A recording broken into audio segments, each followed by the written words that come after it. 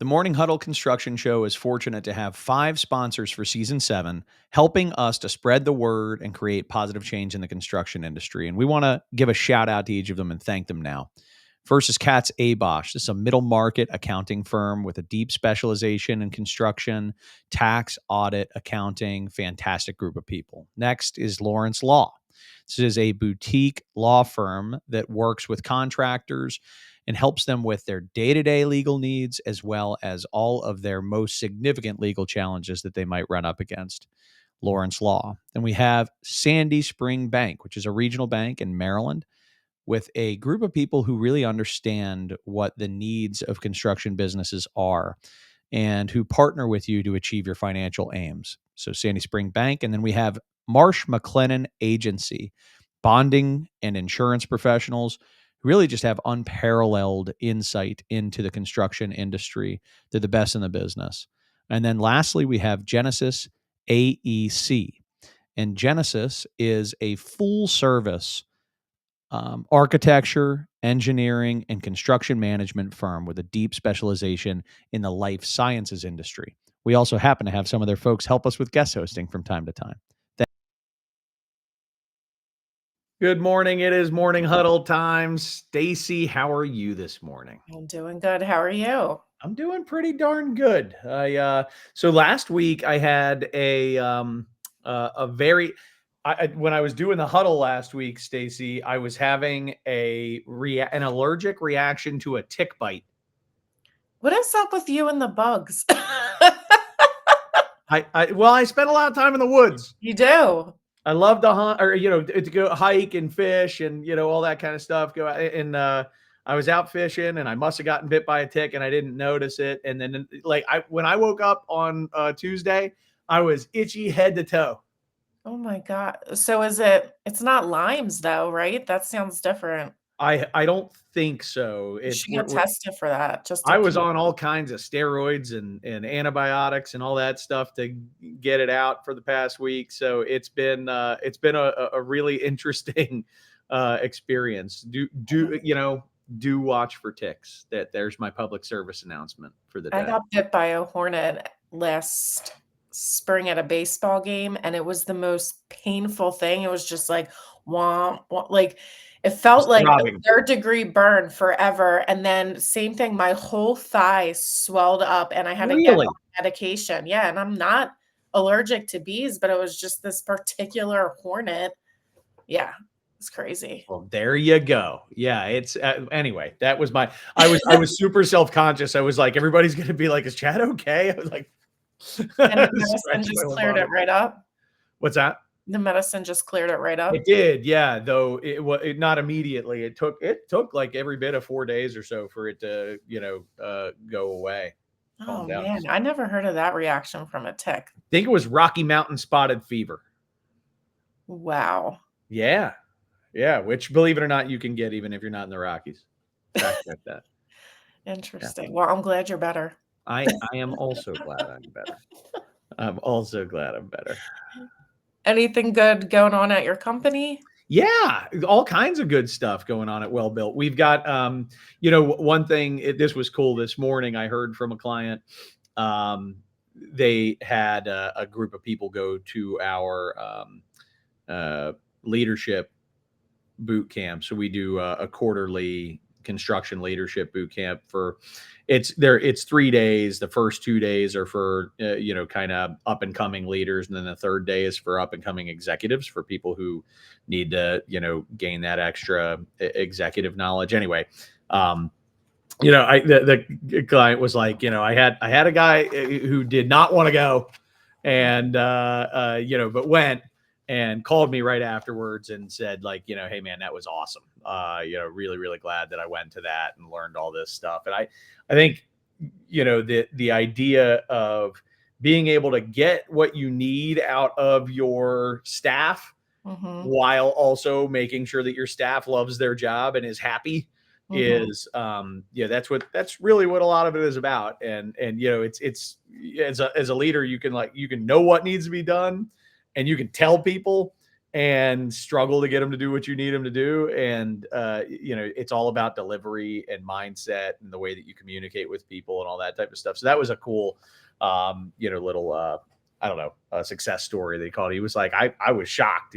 He called me, he was fired up, and was like, man, this is a game changer. So that made me happy. That was good news this morning. That's awesome. Yeah, I manage a lot of people's social media accounts, and one of my clients had reported back to me that we were, constantly posting for months, and one of the owners that they wanted to work with for years now finally saw all their posts because they started investing in marketing, and they're like, I didn't know how much you grew and how big your team was. Like, we're definitely interested in talking to you now. How cool. So that was really cool to hear. Success. Yeah.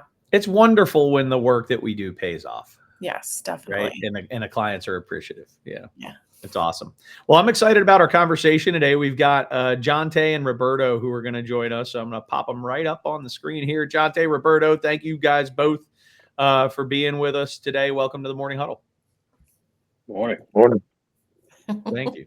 So both of you guys have interesting stories and personal experiences that speak to resolving our manpower problems in the construction industry. I don't care who you are or where you are in the United States. You don't have enough workers to get our buildings built. And in the time that you're being asked, everybody's looking to hire and bring in capable people, and there's just not a huge stream of qualified people who are coming into the industry. And so I think both of you guys have stories about how you got into this industry, the efforts that you've been undertaking to bring people who otherwise may not have gotten exposure into the construction industry, involved. And that's the conversation today. I want to get into how that works and what each of your backgrounds are. So I'll start with each of you, individually. Roberto, I'll ask you to go first. Tell us a little bit about yourself. What's who are you today? What's your background? That kind of stuff. I've been in the trades now for close to 18 years or so, on and off. I really got focused in the trades and made it my career path probably maybe almost 10 years ago. And I was working for a company. I started to get really skilled in what I was doing, and I realized that I didn't feel like I was being paid what I was worth. And I told myself, man, if these guys can run a company, I can certainly run my own. And the trades, because I had gotten so skilled, allowed me the ability to open my own business, and that was really what changed my life and allowed me to do everything that I'm sure we're going to talk about here shortly. Dude, that's awesome. So the business is Cornerstone? No. That's the nonprofit. So my business is Even Scale LLC. We're a residential and commercial remodeling company in the city of Alexandria in Virginia. Okay, cool. So you're running a construction business, Even Scale. Yes. And you also are involved in a nonprofit. Talk about the nonprofit end. Yeah, so about 3 years ago, I started to realize if I had known what I know now as an adult at like 14, 13, 12, I'd be worth like, I don't even know how many millions, Right. but certainly many, as well as the lived experience that I had growing up the way I did. I was like, man, if there's one way I can time travel, it's going to be, through saving other youth that grew up like I grew up, as opposed to being able to save myself. So that's kind of how that started. Cool. All right, more to come. Go ahead. I was just going to say, thanks for mentioning that. So I recently was at the Worlds of Work event, and we were talking to 8th graders, and I thought that was too young because I spent a lot of time talking to high school and college, and I'm like, no. that was like the perfect target. I think we need to go lower, because they're the most influential then, they're the most open, and they were really listening to like the opportunities. So Yeah, I'll just say that the youth that we work with are 12 to 17, and we went after a very specific demographic of youth. I like to call it an untapped resource. Kids that are disenfranchised, marginalized, mostly Black and Latino, youth who live below the poverty line and, just don't have access to other career pathways or college. So Yep. I think that that's a prime area to recruit from, especially because the trades pay so much, and to understand you can change your entire living circumstances through the trades is a pretty powerful message. That's awesome. All right, great. And let's hear from you, Jonte. So Jonte, I know you're the director of safety at West Shore Home down in Raleigh, North Carolina. Tell us a little bit about yourself and your background. Yeah, so I'm originally from Baltimore. I moved to North Carolina in the late 90s, maybe 98, 99 after high school, and didn't know what I wanted to do. So I went straight to work. So I worked in the forestry industry, Georgia Pacific. I think when I left, it was International Paper. And during that time, I went back to school, took a trade. I took electrical and got my diploma in electrical and industrial systems. And I started my own business in 2006. So at that time, what I didn't know was that you had to work under a licensed electrician for 4 years before you qualify for your exam in North Carolina. So I found out that I was able to qualify for the contractor's exam. So I took my contractor's exam and I received my builder's license. So builder's license in North Carolina gives you the qualifications to build anything residential, commercial, industrial, institutional up to a certain amount. And at that time, I started with state projects. So I signed on with North Carolina Department of Health and Human Services. So I started building wheelchair ramps and small things like that.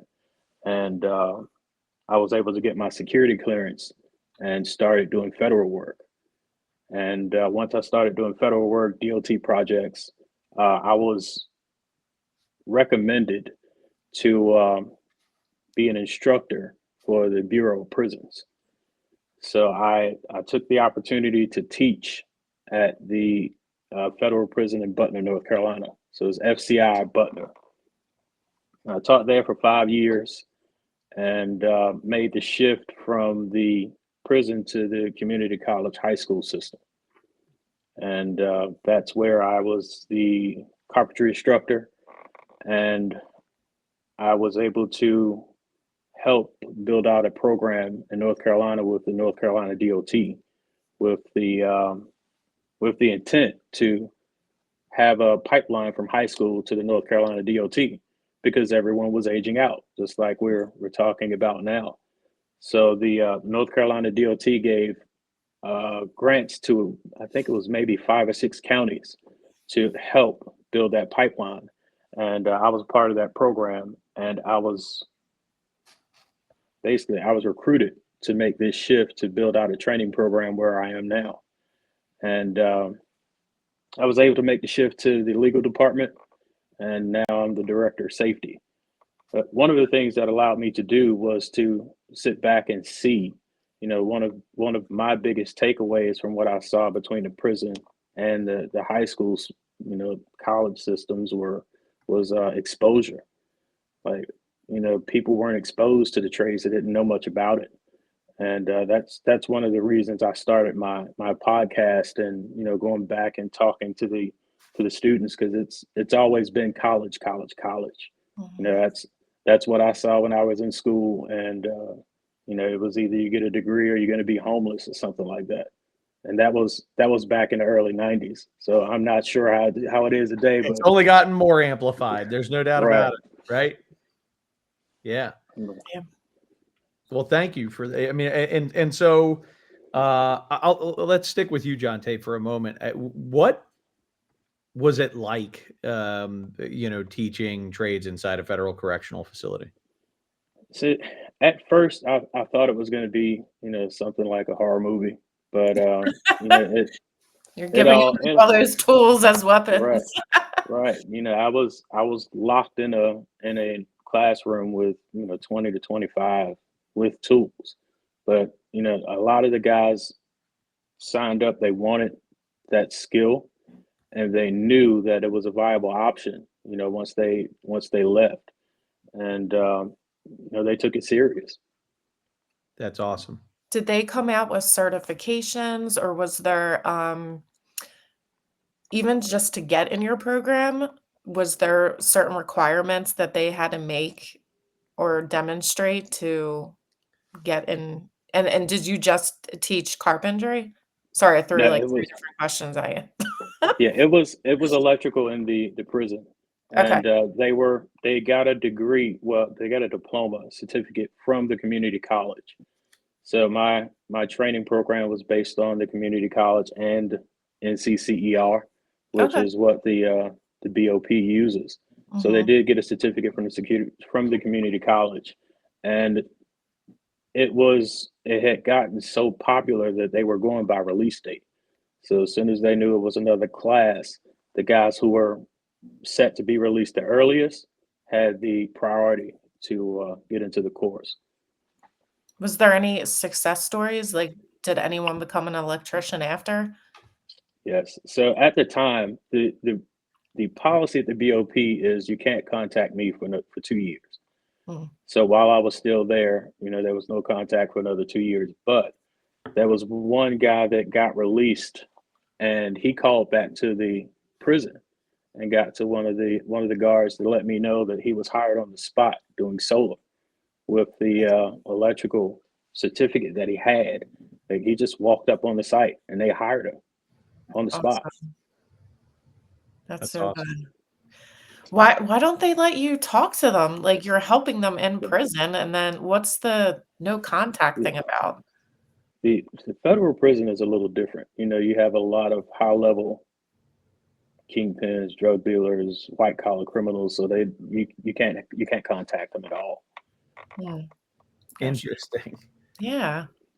Yeah, it's probably for your safety. I would Yeah, imagine. Yeah. definitely. That's the thought process. But yet here you were, helping them to come out and be productive. Yeah, and it's all about the certifications too. That's what Correct. everyone's looking for. And the BOP was using NCCER for quite some time. They had their accreditation before I got there. So everyone that was teaching were master trainers back then. So do they still have the program there? That I don't think it's as extensive as it is now, but I think they still had like automotive and HVAC, if I'm not mistaken. Hmm, Cool. cool. So Roberto, talk about the programs that you offer with Cornerstone Craftsman. Exactly. Who does it serve? Why was it created? And what are you offering? Right. For sure. So who does it serve? Like I said, 12 to 17-year-old, primarily low income Black and That Latino youth. We untapped wanted potential that you to, described, right? yeah, well, this is the thing. So, for instance, the career paths at the high school here are set up for um, you have to have a certain GPA. There are other prerequisites that you have to even be able to get into it. So essentially, these career paths are being offered only to the kids who already have an option to go to college. So that's Yeah. counterintuitive. What are we doing here, right? We're telling these kids to go out there and be something in their community and stop committing crimes and stop doing this and stop doing that without offering anything else other than a school system that's failing them and a family unit that's not a family unit at all, right? And these kids trauma bond and hang out in the street and they want to do stuff. So, and I knew that because, like I said, I mean, I grew up in similar circumstances, and had I known what I know now, I meant what I said. I'd really be worth millions, right? And I'm working my way there, by the way. But you know what I mean. So we started recruiting 3 years ago from just community events. I started sponsoring events through my company, and just really drawing attention to try to make the trade sexy, right? Like it's the trades aren't sexy, right? There's a stigma with the trades. Like, I don't know, people probably think there's a plumber that's going to show up with his butt crack showing underneath your sink or something, right? It's not, but that's not the reality here. We're talking, within 5 years through an apprenticeship program, you could be making over 100K easy, which means that by the time you're 23, if you start at 18, you could be making over 6 figures, right? And that's a very real possibility. So I wanted to show them that early. And initially what we started doing was I recruited 5 kids just because I wanted to just give the trades back or do something. And I really had no plan other than I was going to figure out how to do something for them. So I started reaching out to friends and family like, hey, listen, do you guys have a room in your house that needs to be painted? If you pay for the paint, I have these 5 kids I want to train. If it's not done right, I'll come in after with my employees and fix it. All you have to pay for is the cost of materials. And that's what started to happen. But I wanted to pay these kids while they were learning to develop a mentality of coming to work and earning money through the trades. So, and I was just doing this randomly. I self-funded this for like 3 years before I turned it to a nonprofit. Yeah, because I didn't know anything about a nonprofit, but I'm very, very determined, and I knew that I had to make it sustainable. And why? Because with those 5 kids, I started getting phone calls from like single moms and other kids saying like, "Hey, my son can really use this program. My son can really use this. My son can." So there was buy-in and interest very early on. Simply really through earning money in a way that, was legal, wasn't dangerous, right? And gave them some sort of, pride in what they were learning and earning and all these things. And it started to get more and more, you know, there was more of a need, and I didn't have the money to do it. So because it was costing, eventually it got up to like 10 kids, and it was costing me like $1,000 a weekend. I was paying all their wages. I was paying breakfast, lunch, transportation, right? Because a lot of the kids we work with are food insecure. And the way we developed the interest in the trades, and I'll get into what we teach here in just a minute, was that through this relationship I was developing with this community, through this trust. I mean, moms started asking us to show up to their kids' court dates. They're on probation, and can you tell the judge my kid's a good kid? And so we started showing up in every aspect of these kids' lives, trying to figure out if their grades were up to par, right? If their attendance, if they were going to class, right? What they were doing in their households to really provide support and show up, because we work with a lot of young men who they don't have a father around, or there's a mom with 9 kids with 5 baby daddies in a house with 2 bedrooms, right? Or whatever, and no food. So we started to really provide like this positive, male role model kind of thing, all while teaching the trades. And we started getting a lot of attention from the city that I was in, because we started showing up to community events with these kids, encouraging them to give back to their community through like community cookouts through low-income neighborhoods where the police cook burgers and hot dogs, and like our kids were help passing them out to their own community. So the police were like, hey, listen, what can we do to help? And at that point, I was up to X amount of kids, like I said, but we were running out of spaces. There was only so many people that were going to let me paint rooms in there, housed for free. So the police were like, hey, listen, we have a satellite office. It's kind of like a storage unit. You want to use it, you can use it. So we went there. It was like the size of a closet. There was no air conditioning in there. But we made it work. And I told myself, well, these kids are getting pretty proficient at painting. Why don't we start teaching them the finishing trades, drywall, right? And framing. And actually, I'll show you, because I'm actually in my training facility right now. I'll just show you really quickly. What it looked like was just 2 residential framing modules at first. And we grew into, so we have all these residential stuff where we teach them the finishing trades, but we also have commercial stuff, including like, and over here, it's kind of dirty right now, but like we teach, we have like, electrical theory stations where we teach like residential and commercial, just basic stuff, NEC code stuff, right? Series, parallel circuits, all that kind of stuff.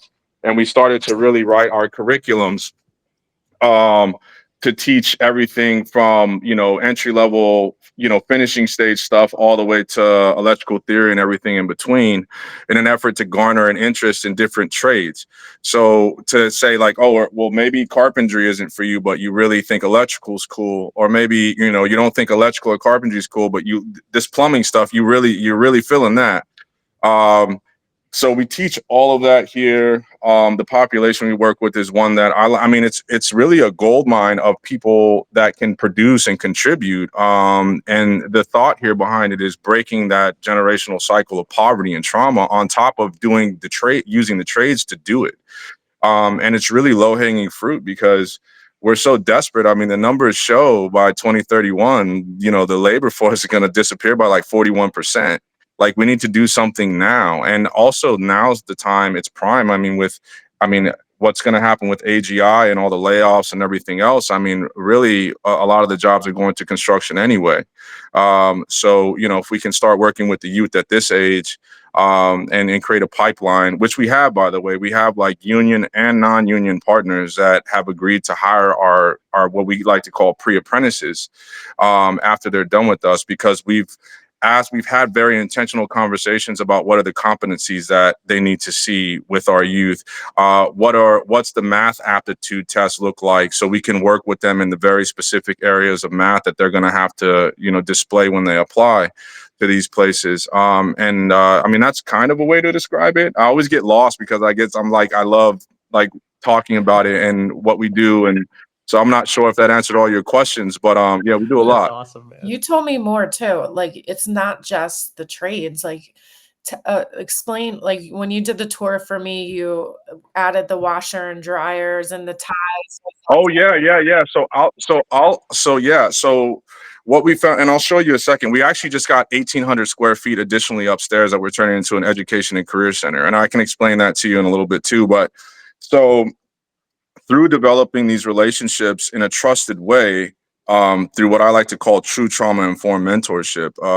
Trauma-informed is a fun word to throw around. It seems like a lot of people do that in holistic. But anyway, you know, you start to find out things about an individual, right? And I think that, and I'll get to the washer and dryer thing in a second, but I think where trades programs get it wrong, or these type of programs get it wrong, is we're really focused on how long is your program and how many people can you serve, right? That's great if they acquire some type of skill, but are they in a position to where not only are they going to obtain employment, but stay employed, right? There's a lot of different components there. And one of the things that we did was, like I said, build that trust to find out different things. For instance, last year, through the probation department, because the school system's tricky to work with in a number of ways, right? But we fixed that. But initially, we couldn't figure out the attendance unless we got anecdotal information from the kid and the parent, right? Because we had no access to their records. But with our partnerships in the probation department, the court services unit, our probation officers would call us and say, "Hey, did you know your kid's not in school today?" Right? And I would say, "What do you mean?" And he'd say, "Yeah, he's not. I'm looking at it right now." So last year, one time I found out that one of our kids wasn't in school, went to check on him at home. And I said, like, "Yo, like, what's going on, man? Like, you should be in school right now." And he says to me, "Well, I would have gone to school, but I didn't have clean clothes." Right. So what we did was build out a washer and dryer, free washer and dryer station here too. So it's you know, it's not just the trades. It's like, how can we support these kids in a way where their basic needs are being met, that the assistance we're providing is not shameful to accept, right? Like, this is their place.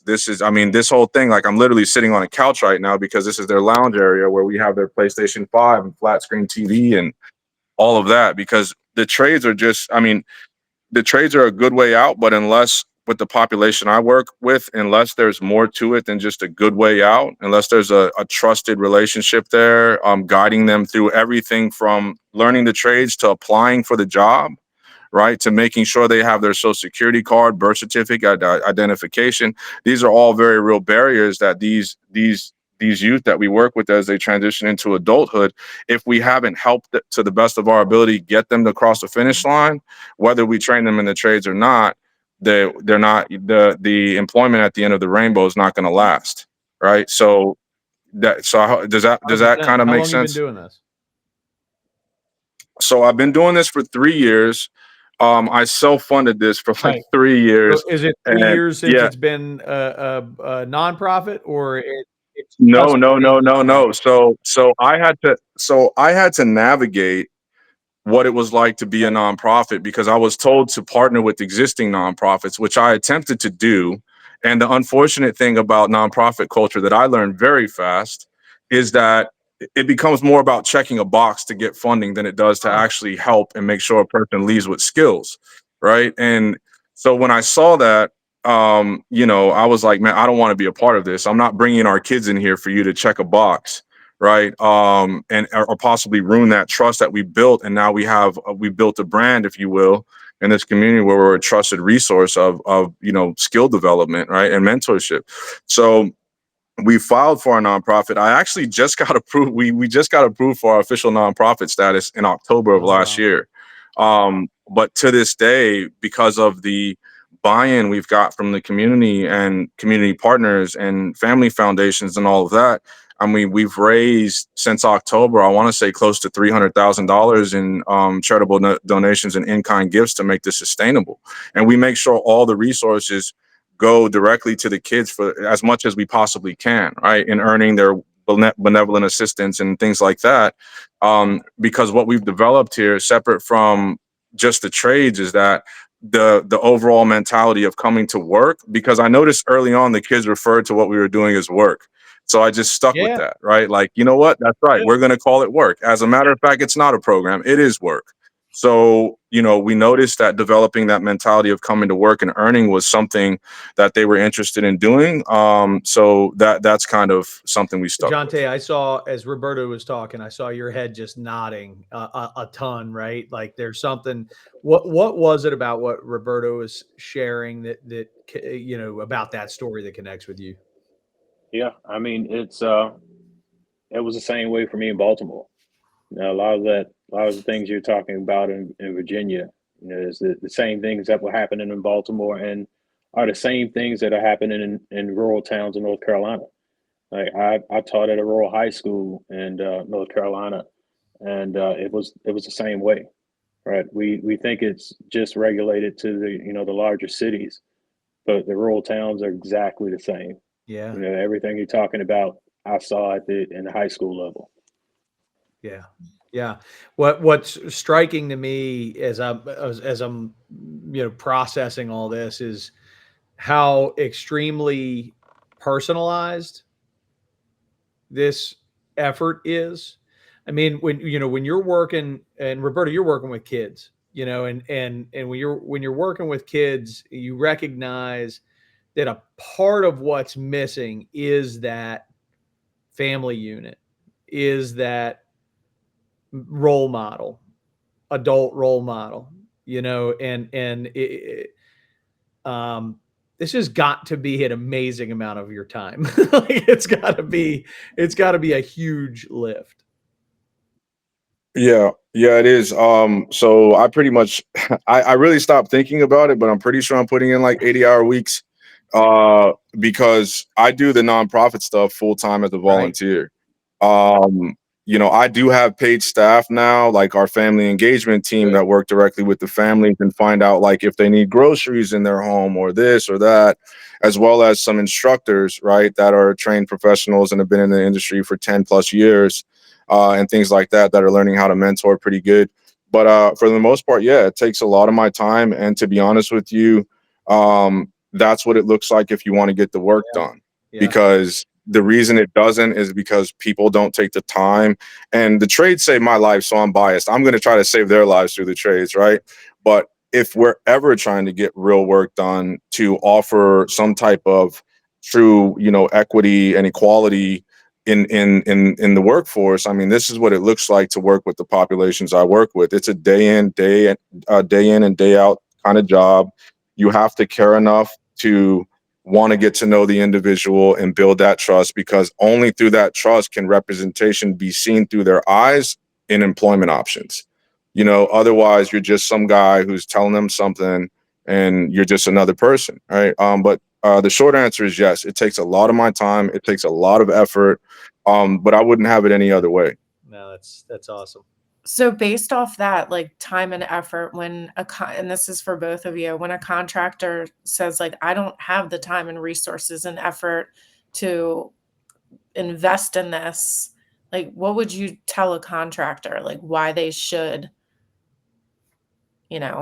invest in something like this and help fill their pipeline, because they're all trying to get someone that's qualified with 5 to 10 years of experience, and they don't exist. So this is why these programs are so important and why you should give someone a second chance. I'll let Jonte go first. Well, you said it. The fact of the matter is, you know, we don't have people to fill those positions. And you know, I on the things that I was doing that required a security clearance, I couldn't do it. And but you know, we have some of the larger scale companies, the larger scale contractors that had the opportunity to do it and can do it. You know, these guys are coming out with certifications and coming out, you know, experienced. So that's probably the biggest, you know, plus for hiring some of these guys, and they're actually serious and want to change. Mm-hmm. You know, that would probably be the biggest positive for hiring someone like that. Is there any traits or skills you see or you saw in the prison system where you know, okay, this person has definitely changed, like they're taking this seriously? Yeah, just about everyone that came through my class is 100% honest with you. Electrical is all math. You know, you have to learn the theory, you have to learn, and if you're taking that serious and learn those equations, learn those calculations, you're going to take it serious. And you know, everyone who came in there and started, and you can see the light bulb go off when they're doing Ohm's law and things of that nature. You know they're taking it serious because you have to. Go ahead, Roberto. So I'd say, to answer your question, or my thoughts on your question about you know, why contractors should take this serious or whatever. I mean, there's a number of things. The most important is, don't complain about not having skilled labor if you're not willing to invest in skilled labor, right? But it doesn't always have to look like an investment, like going out and starting something, right? There's ways to already get involved, right? Like through my city, we have the Workforce Development Office, right, which offers paid labor, right? So like they need a place to place these individuals. But one thing that happens that turns out to be a fiasco is that the job placements for the employers at no cost to them sound good, but they're not communicating what their real needs are, and basic things like situational awareness, right? Professionalism, things like that to these offices. So, you know, if they communicated, you know, what their needs are on a very basic fundamental level, that would at least get that 6 weeks of paid wages covered and make it worth it for the employer. You know, it could turn into something. But I think that also too, there's a lack of information flowing, right? Like there's business owners and contractors, non-union, union, that don't realize there's you know, there's essentially labor they can pull from that exists. It requires a little bit of investment, if not money, then time. But, you know, we're all in this together, right? And you can sit around and complain and say, God, man, work, you know, good work's so hard to find. But if you're not, you know, even with Jonte's stuff, if you're not offering guys like that an opportunity to come on, then, you know, I mean, you're not really helping, if you ask me. But Yeah. you're not gonna find it. I mean, it's about providing opportunity. I mean, we all know that there's gonna be some turnover, right? In every industry, there's gonna be some turnover. But right now is prime time to be recruiting talent, even if it's not really talent, but stuff that you can cultivate into talent to keep with you.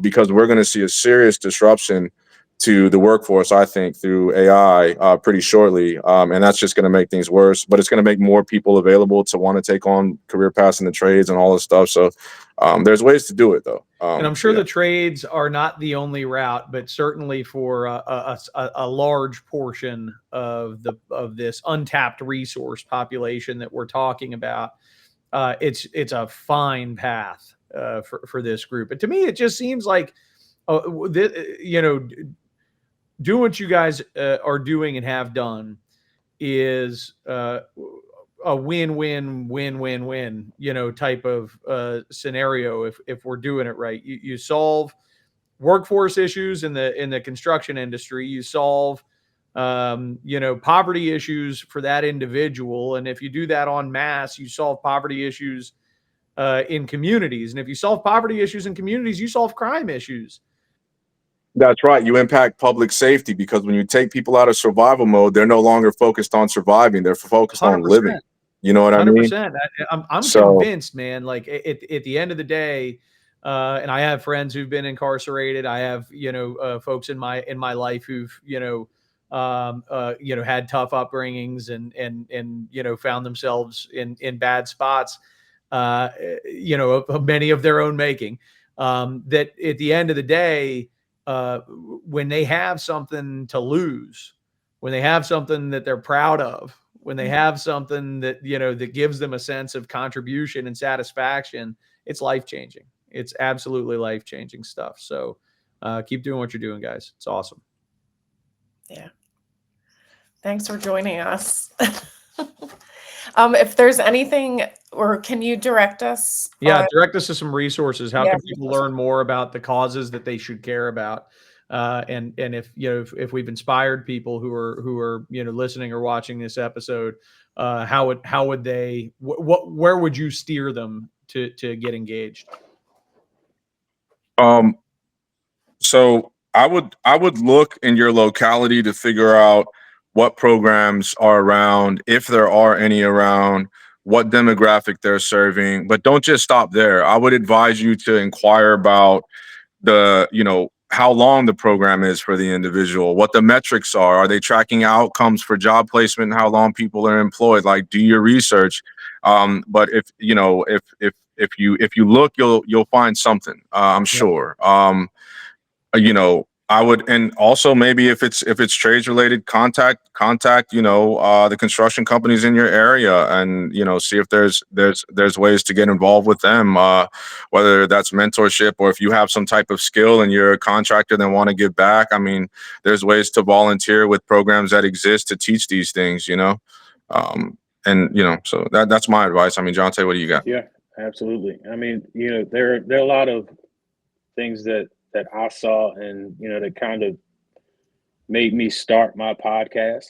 So I saw a lot of consultants, charging people for how to get here and what do you need to do to get there. And what I noticed was, a lot of my former students from high school was still calling me, asking questions. So that was one of the reasons I started the podcast. It's broad. Which is let's talk trades on YouTube. Is that right? Let's talk trades on YouTube. Absolutely. I bring in a lot of my former, partners, my subcontractors, some people that I met on social media, just to talk about their trade and to, just expose you to the different options that they have. And anyone calls me, I'm licensed in 5 states. I'm also a licensed home inspector. So there are a lot of options that are available. If they call and say, hey, I'm in this state, I can kind of guide them to what they need to do if they want to take it serious and actually get a license. And that's awesome. I also have a vast network of former subcontractors and things. I may be able to put you in touch with the right people. And like you said, I never charge for it. Nice. Awesome. That's awesome. Well, thank you guys both for being on. Thank you for the great work you're doing for the industry and really for the country. Thank you. Yeah. Thank you. Thanks for joining us. Thank you. Keep in touch. That is so up your alley, Stacy. You love those conversations. That was awesome. That was great. Yeah, there's so many good things going on out there. And like I said a million times over, they don't have the means usually to get the word out about the programs. That's why I think it's great to have them on the podcast, because there's a ton of companies and individuals that do want to participate in this stuff, but they don't know that they even exist. That's right. Yeah, that's right. Well, thank you as always for surrounding us with great guests and meaningful subjects. So, Stacy, what do we have coming up next week? So next week, the 8th and the 15th, we're taking a little break because it's spring break. Yep. Are you doing anything fun? Not gonna work all the time. Okay. But you're not going no trips? No US, trips. nothing? I'm headed to Tennessee for the Skills USA competition. I'm covering that. Nice. And then we're going to do some hiking in the Smoky Mountains and the Dollywood. Have you been to Pigeon Forge? No. Yeah, so I heard that's really great for kids, so my son will have a great time. Have a great time. So we're off for a couple of weeks, and we're We're back. off for a couple of weeks, and April what, 23rd, something like that. We are back the 22nd. 22nd. Yes, and we're going to be talking to Herb and Eric about executing a succession plan. Oh, that's going to be a lot of fun. Yeah. That'll be a successful succession story with it's actually a client of ours that'll be on to share how they went about planning succession and executing succession from ownership down. Yeah, that'll be fun. Those are always fun ones. Those are, yeah. We have a wide variety of topics to offer we here do. at the Morning Huddle. Well, great. Anything else on your mind before we wrap up, Stace? No, just make sure you enjoy some time off, okay? I am committed to doing it. Like I say, I'm not going to work the entire spring break. I will take off. I'll take off at least a few hours a day. And no more bug bites. Yes, I gotta use some spray. Darn it. All right, I'll talk to you in 2 weeks. See y'all. Thank you for joining us. Ya. See you.